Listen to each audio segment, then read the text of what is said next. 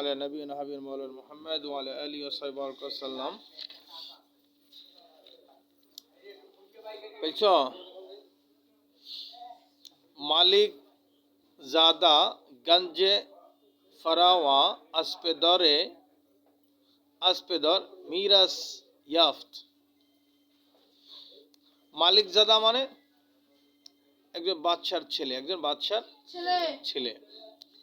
গঞ্জে ফরাওয়া মানে অফুরন্ত সম্পদ। আসপেদর মানে বাপের পক্ষ থেকে। মিরাস মানে মিরাস হিসাবে, ইয়াফত মানে পাইছে। একজন বাদশার ছেলে তার বাবা মারা যাওয়ার পরে তার কাছ থেকে অফুরন্ত সম্পদের কি হয়েছে, ওয়ারিস হয়েছে। আচ্ছা, দেখো কত সুন্দর কথা, এটা কিন্তু একটা বিশাল একটা শিক্ষণীয় বিষয়। আচ্ছা, অদস্ত করম বকুশাদ, পাশাপাশি মাখলুকের উপরে এহসানের হাতকে সে খুলে দিয়েছে, প্রশস্ত করে দিয়েছে। মানে মাখলুকের পিছনে উদার হস্তে সম্পদ দান করা শুরু করছে। ওয়াজদাদে সাখাওয়াতে বাদাত, একই অর্থ। ওয়াজদাদে সাখাওয়াত বাদাত, বিভিন্ন দান দক্ষিণা সে শুরু করে দিয়েছে। ও নেয়ামতে বেদারিক বার সেপা ও রাইয়াত বিরিখত, এবং নেয়ামতে দারিক মানে অফুরন্ত সম্পদ, বার সেপা, সেপা মানে দেশের সৈন্য, সৈন্যদের উপরে, ও রাইয়াত এবং জনগণের উপরে, বিরিক্ত মানে সে বন্টন করে দিয়েছে। সৈন্যদের পিছনে সম্পদ লাগে না? সৈন্যরা কি কামাই করার সুযোগ পায়? কামাই করার সুযোগ আছে ওদের? ব্যবসা করার সুযোগ আছে? সৈনিকরা তো দেশ ও জাতি রক্ষায় তারা নিয়োজিত আছে। দেশে যদি যুদ্ধ বাজে, তোমার এখানে সেনাবাহিনী থাকলে তাদের তোমার খাওয়ান দিতে হবে, দেবা না? তুমি একবেলা খাইলে তাদেরকেও খাওয়াবা, তাহলে ওদের পেটে ক্ষুধা থাকলে ওরা যুদ্ধ করবে কেমনে? ওরা যদি তোমার ঘরে আসে, আশ্রয় দিতে হবে, নিরাপত্তা দিতে হবে, পিছনে দাঁড়াই যেতে হবে। সৈন্য যেন একা না হয়, সৈন্য যেন দেখে আমার সামনে, ডানে, বামে, পিছনে কি আছে, সাধারণ জনগণের ঢাল আছে আমার। তখন দেখবা সেনাবাহিনী যুদ্ধটা কেমনে করে। কথা বুঝো নাই? এই জন্য বাদশার ছেলে কি করলেন, তার সম্পদ অকাতরে ব্যয় করা শুরু করলেন দেশের জনগণের পিছনে এবং সৈন্যদের পিছনে সম্পদ ব্যয় করা শুরু করলেন। ঠিক আছে? কেতা নায়া সায়াদ মাশাম আজ তবলাই উদ, আসাইদান আরাম পানা, তাই না? নায়া সায়াদ শান্তি পায় না, মাশাম মানে অন্তর, অন্তর শান্তি পায় না, মস্তিষ্ক শান্তি পায় না। আজ তবলাই উদ, তোমার উদ হলো তোমার ভারত সাগরের তীরে এক ধরনের গাছ পাওয়া যায়, ওটাকে উদে হিন্দি বলে। ঠিক আছে? চন্দন কাঠ যেটাকে বলে, চন্দন কি? হ্যাঁ, তো চন্দন কাঠের ডিব্বা দ্বারা মস্তিষ্ক শান্তি পায় না। তবে হ্যাঁ, এটা যখন আগুন দিয়ে পোড়ানো শুরু করবা, তখন সেখান থেকে সুগন্ধি বের হবে। ঠিক আছে না? তোমার সম্পদ এটা তো চন্দন কাঠের স্তূপের মতো, তুমি সব স্তূপ করে রাখলা, সেখান থেকে সুগন্ধি বের হইল না। যখন দান করা শুরু করবা, খরচ করা শুরু করবা, তখন না সেখান থেকে সুগন্ধি বের হবে নাকি? আচ্ছা, সম্পদ দান করাকে চন্দন কাঠ পোড়ানোর সাথে তুলনা করা হয়েছে। কথা বলো কেন? কাবার আতেশ নে, চন্দন কাঠকে আগুনের উপরে রাখো, কে চু আম্বার ববয়াত, দেখবা মেশক আম্বার মতো ঘেরান ছড়াবে। কি ছড়াবে? মেশক আম্বার মতো ঘেরান ছড়াবে। বুঝছো না? না বুকদা, মূল্যবান জিনিস। চন্দন কাঠের সাবানো হয়, চন্দন কাঠ দিয়ে সাবানো হয়, ওটা প্রসেসিং করে বানায়। চন্দন কাঠের ঘ্রাণ আসে। জাফলং গেলে পাবা, সিলেট জাফলং গেলে ওখানে এগুলো পাওয়া যায়। আচ্ছা, ওই গেল ইকিয়াস ও বুজুর্গি বায়াদত বখশেন্দিগি কুন। এ বুজুর্গি বায়াদত, এখানে তুমি যদি বুজুর্গি চাও, বুজুর্গি মানে কি? নেতৃত্ব। তুমি যদি নেতৃত্ব চাও, তাহলে বখশেন্দিগি কুন, তাহলে দান দক্ষিণা করো। কি করো? দান দক্ষিণা করো। মাদ্রাসা করবা, মাদ্রাসায় মাহফিল দিবা, জনগণের খাওয়াবা, জনগণের কি করবা? খাওয়াবা। আদর আপন করবা, তাদের লালন পালন করো। জনগণ লালন পালন করতে হবে। বুজুর্গি বায়াদাত, যদি নেতৃত্ব চাও, বখশেন্দিগি কোন, দান দক্ষিণা করতে থাকো। কে দানা তা না আফসানি না রোয়াত, কারণ তুমি বীজ বপনের আগ পর্যন্ত সেখান থেকে কি পাবো না, গাছ পাবো না। তুমি পালন শাকের বীজ বুনাই দাও, সেখান থেকে পালন শাক বের হয়ে আসবে। তুমি ফুলকপি পাতাকপির বীজ বুনাই দাও, সেখান থেকে ফুলকপি পাতাকপি আসবে। তুমি যখন মাহফিল দিয়া বা অনুষ্ঠানে এলাকাবাসীর যখন খাওয়াবা, এই এক এক লোকমা খাবারের একটা তুমি বীজ বপন করলা, কি করলা, বীজ বপন করলা, ওইটা গাছ হয়ে তোমার কাছে ফেরত আসবে। কি আসবে, গাছ হয়ে ফেরত আসবে। বুঝছো না? তাহলে আমাদের পীরমা সাহেবদের দরগাগুলো এমনি দরগা হয় নাই, এমনি দরবার হয় নাই। ওর পিছনে যে দেখো বিলিয়ন বিলিয়ন কোটি কোটি শত কোটি টাকা সেখানে খরচ হয়েছে, বুঝো নাই? তুমি যখন তাদের আপ্যায়ন করবা, তাদের মহব্বত করবা, ভালোবাসা দেবা, তখন তোমার কাছে তারা আসবে, যাবে। মেহমানদারি খরচ জরুরি ভাই। খালি বোর্ডিং এর ছাত্র হুজুরকে খাওয়াবা, তাদেরও তো হক আছে, তাদেরকে আনতে হবে, খাওয়াইতে হবে। তখন দেখবা তুমি এখন একা দৌড়াও, তখন তোমার সাথে 1000 জন দৌড়াবে, মাদ্রাসা হয়ে যাবে ইনশাআল্লাহ। বুঝছো না? এখন আসো, ये के आज जुलसाए बे तदबीर नसीहतश आगाज कर। कि ये के आज जुलसाए बेतदबीर, बेतदबीर মানে বেকুফ। তখন সেই শাহজাদার যারা সহচর ছিল, জোলাসা মানে কি, যারা তোমার সাথে বসে, যারা বসে তোমার সঙ্গী, জেলিস থেকে জোলাসা। তো তার হামসাথী যারা ছিল, তার সঙ্গী যারা ছিল, তার সভাসদ যারা ছিল, তাদের মধ্যে একজন বেকুফ নসিহাতাস আগাজ কর, সে সেই শাহজাদাকে, যুবরাজকে নসিহত করা শুরু করে দিল। কি করলো? কে মুলুককে পেশি মরি নেয়ামত বসাই আন্দুখতা আন। বললো যে যুবরাজ, আগেকার রাজা বাদশারা, আপনার পূর্বের মুরব্বীরা, এই যে সম্পত্তি আপনি পাইছেন, এরা তো এই সম্পদ রেখে গেছে নাকি? যদি সম্পদ রাইখা না যাইতো, তাহলে তো আপনি এত সম্পদের মালিক হইতেন না। তাহলে এরা যে আপনার ময় মুরব্বীরা যে এত সম্পদ রাইখে গেল, এর পিছনে একটা কারণ আছে নাকি? সে কারণটা কি কয়? মুলুকে পেশে, আগের ময় মুরব্বী বাদশারা, হ্যাঁ, মরই নিয়ামত বসাই আন্দুখতা আন, বহুত কষ্ট করে সম্পদ জমা করছিল। ই নিয়ামত মানে সম্পদ, বসাই বহুত কষ্ট করে, আন্দুখতান মানে জমা করেছিল। আবার মাসলিহাতে নেহাদাস, এবং কোন একটা গভীর কল্যাণের দিকে লক্ষ্য করে সেই সম্পদ তারা রেখে গিয়েছিল। আজি হরকত কোতাকুন, আজি হরকত কোতাকুন, আপনি যা করছেন, যেভাবে অকাতরে দিয়ে দিচ্ছেন, এই হরকত আপনি বন্ধ করেন, এই নড়াচড়া বন্ধ করেন। কে ওয়াকিয়া দরপেশ আস, কারণ এখানে ওয়াকিয়া বলতে উদ্দেশ্য হলো যুদ্ধ, কারণ সামনে যুদ্ধ আছে, যুদ্ধ আছে না? আপনি যদি তখন দেশের বাদশাহ হন, তাহলে ওই বাদশাহ তো আরো 10 জন হইতে চায়, লড়াই হবে না? না, দেশের প্রধানমন্ত্রিত্ব পাওয়ার জন্য বিভিন্ন দল লড়াই করছে না? জামাত ক্ষমতা যাইতে চায়, বিএনপি যাইতে চায়, হেফাজত যাইতে চায়, ছাত্রদের সমন্বয়করা যাইতে চায়, ঠিক আছে না? বিভিন্ন গ্রুপে তো ক্ষমতা যাইতে চায়। আচ্ছা, এখান থেকে যে লড়াই করে জিতে যাবে সেই তো টিকবে নাকি? আচ্ছা, সেটাই হলো বল। তুমি যখন খেলতে যাবা, মাঠে খেলতে নামবা, বিভিন্ন গ্রুপে খেলে না, প্রাইজ কি সবাই পায়? যারা জিতে যায় তারাই তো তোমার প্রাইজটা পেয়ে যায় নাকি? খেলা হবে, খেলা কোনো দোষ না। এই খেলা বন্ধ হইলে দেশ টেকে না, তাই না? মুলুক বেসিয়াসাত, রাজনীতি ছাড়া দেশ টেকে না, জানো? আর মাল বেতেজারাত, ব্যবসা ছাড়া সম্পদ বাড়ে না। আর এলেম বেবহস, আর যদি তুমি যদি না পড়াও, তাহলে তোমার এলেম থাকবে না, এলেম থাকবে না। এই জন্য আমরা এই জন্য বলি, যারা ভালো ছাত্র হবে তারা শিক্ষকতা করবে, তারা তারা কি হবে? শিক্ষকতা হবে। যারা ভালো লেখাপড়া করবে তারা ওস্তাদ হবে।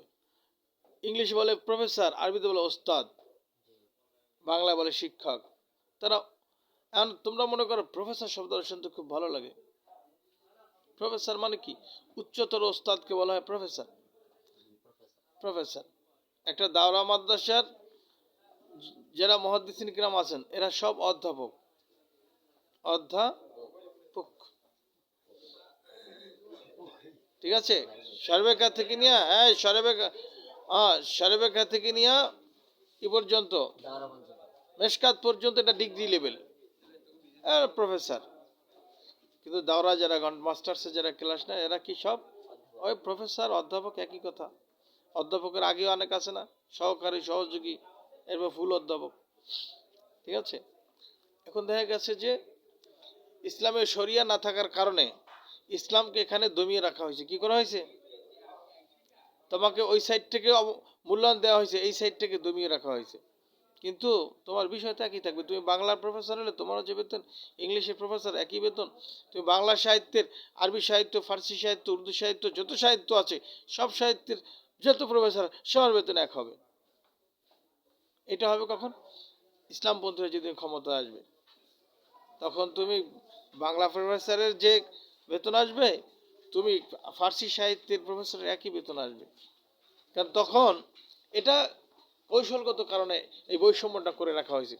সামনে তোমাদের এমন আন্দোলন করতে হবে, তোমাদের এমন ভয়ানক আন্দোলন করতে হবে, তোমরা যারা আছো, কওমি মাদ্রাসা যারা আছো, সারা দেশের জুলুম, অন্যায়, অত্যাচার সব চিরকালের জন্য পুরাই ছাই করে দিতে হবে।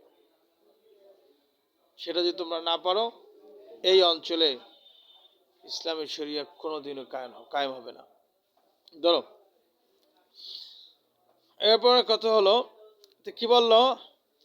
আচ্ছা, সামনে যুদ্ধ আছে, দুশ্মনা আসপাস এবং দুশ্মনরা পিছনে অপেক্ষা করছে। নাবায়াতকে বক্তে হাজত দারমানি, নাবায়াত এটা উচিত নয় কি বক্তে হাজত, প্রয়োজনের সময় দারমানি আপনি অভাবের মধ্যে থাকবেন, এটা কিন্তু উচিত নয়। এটা কি নয়? উচিত নয়।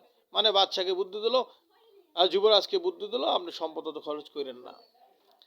আগার গাঞ্জে কুনি বর আমিয়া বক্স, এই একটা উদাহরণ দিয়ে বুঝালো। আগার গাঞ্জে কুনি, গাঞ্জে বলতে কি? ধনভাণ্ডার। যদি অনেক ধনভাণ্ডার, গাঞ্জ হলো একটা ধনভাণ্ডার, আর গাঞ্জে হলো বহু ধনভাণ্ডার। আপনি যদি বহু ধনভাণ্ডার কুনি মানে ব্যয় করে দেন, বড় আমিয়া জনগণের উপরে, বক্স মানে ওই বকশিস, দান। আপনি যদি জনগণের উপরে অনেক ধনভাণ্ডার আপনি ব্যয় করে দেন, কায় রাসদ হার কেদ খায় রা বারাঞ্জে, রসদ পচবে হার কেদ খায়, প্রত্যেক ঘরে। বারাঞ্জে মানে তোমার কি? এক দানা পরিমাণ। আপনার দেশের জনগণ, আপনি যদি বহু ধনভাণ্ডার ব্যয় করে দেন, তাহলে সবার ঘরে কি? এক চাউল, রঞ্জে মানে চাউল, এক একটা চাউল পরিমাণ পচবে। আপনি একটা ধনভাণ্ডার যদি আপনি ব্যয় করে দেন, সারা দেশের জনগণের ঘর প্রতি কি? এক দানা পরিমাণ পচবে। কি পচবে? এক দানা পরিমাণ পচবে। আপনি যদি 1000 টন চাউল প্রত্যেক ঘরে দিয়ে দেন, সারা বাংলাদেশে ঘর প্রতি 1 কেজি পচবে না। 1 কেজি কি? পচবে না। আচ্ছা, আর 1000 টন চাল তো একটা ধনভাণ্ডারের সমান। তাহলে কি করতে হবে? চেরা নিস্তানি আজহারি এক জোয়ে সেম, আপনি কেন প্রত্যেকটা ঘর থেকে একটা ওই যে যাও পরিমাণ, একটা দানা পরিমাণ, 1 দানা পরিমাণ কেন নিচ্ছেন না? আপনি তো প্রত্যেকটা ঘর থেকে যদি 1 টাকা আপনি নেন, 1 টাকা, আপনার দেশের জনগণ আছে 20 কোটি, 1 টাকা করে নিলে তো আমরা 20 কোটি টাকা হয়ে যায় কি? আর আপনি দিতে গেলে 1 টাকা পরিমাণ দিতে গেলে 20 কোটি টাকা খরচ হয়ে যায়। ঠিক আছে, তাতে জনগণের কিচ্ছু হয় না। আর জনগণের কাছ থেকে 1 টাকা পরিমাণ উঠেলে আমরা 20 কোটি হয়ে যায়। ঠিক আছে, আপনার একটা ধনভাণ্ডার হয়ে যায়। তাহলে আপনি জনগণের কাছ থেকে সেই টাকা উসুল না করে উল্টো জনগণকে আপনি দিচ্ছেন কেন? ঠিক আছে, চেনা নিস্তানে কেন আপনি উসুল করছেন না? আজ হারিয়ে প্রত্যেক ফ্যামিলি থেকে জয় সিম, জয় মানে 1 যাও পরিমাণ, সিম মানে দেড়হাম, 1 যাও পরিমাণ দেড়হাম কেন আপনি উসুল করছেন না প্রত্যেক ঘর থেকে? কে গির্দ আয়াত তোরা হার রোজ গাঞ্জে, তাহলে প্রত্যেক দিন আপনার একটা ধনভাণ্ডার হয়ে যাবে। কি হবে? দৈনিক এক এক ঘর থেকে যদি 1 টাকা করে আপনি উঠান, তাহলে এক দিনে প্রত্যেক দিন আপনার 1 একটা করে ধনভাণ্ডার হবে। আপনি বিশ্ব শাসন করবেন। আপনারা ঠেকায় কেনা? আপনারা কি ঠেকায় কেনা? দেখছো? আচ্ছা, এই সবার বুদ্ধি তো একরকম হয় না। মালিক জাদা রোয়ে আজিজ সুকন্দার হাম আওয়ার্ড, মালিক জাদা যুবরাজ, বাদশার ছেলে, আজ রোয়ে, কি লাগছে? রোয়ে আজিজ সুকুন, তার এই পরামর্শ থেকে, ঠিক আছে, চেহারা দারহাম আওয়ার্ড মানে ঘুরে নিলেন, মানে তার এই পরামর্শ তার ভালো লাগলো না। ঠিক আছে, মওয়াফিকে তবআশ নায়ামত, এবং তার তবিয়তের অনুকূল হলো না। মওয়াফিক মানে অনুকূল, তবআশ মানে তার তবিয়তের, নায়ামত মানে আসলো না, তার তবিয়তের অনুকূল আসলো না, মানে তার কথাটা ভালো লাগলো না, পছন্দ হলো না। ঠিক আছে, মারউরা আজ-জাজার ফারমুদ, হ্যাঁ তাকে ধমকি দিয়ে বলল, হ্যাঁ তাকে ধমক দিল, কি দিল, হ্যাঁ গফত বলল, খোদাবন্দ তাআলা মরা মোরা কে মালিকি মামলাকাত গর্দানিস্ত, হ্যাঁ গর্দানিদা আস্ত।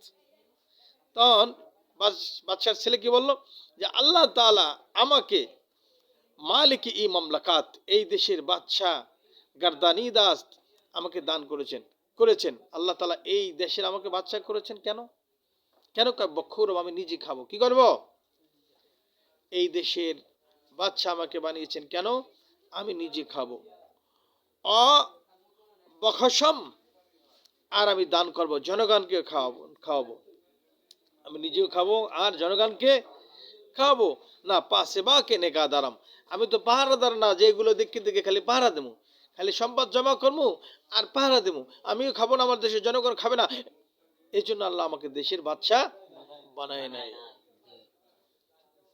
মাদ্রাসার তুমি মোহতাম হইলা, তুমি নিজেও খাবা, ওস্তাদদেরকে খাওয়াবা, ছাত্রদেরকে খাওয়াবা, আর তোমার মাদ্রাসার সাথে যারা সংশ্লিষ্ট আছে তাদেরকেও খাওয়াবা,